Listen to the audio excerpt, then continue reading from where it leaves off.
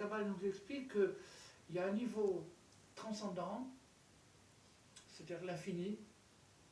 Dieu, à partir de l'infini, où il n'a même plus de nom, on ne peut même plus dire le mot Dieu.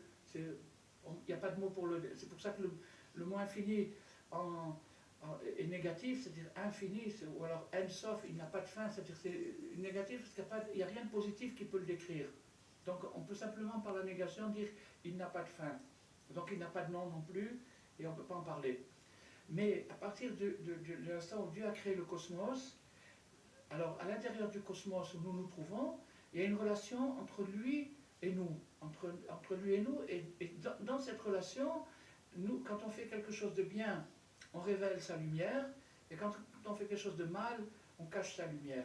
Il y a deux forces dans le cosmos, la force qui révèle et la force qui cache. Donc ces deux forces-là, notre choix, c'est de participer à la révélation, ou alors de participer au voilement. Donc ça, c'est notre choix, et donc au niveau, à partir du moment où on cache, où on ne révèle pas, on a une responsabilité parce qu'on a la possibilité de révéler.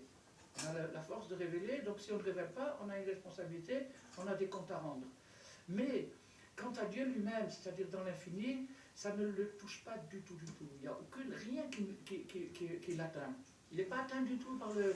Il n'y a rien qui l'atteint, qui lui nuit. Il est impossible de lui nuire, de lui faire le moindre tort.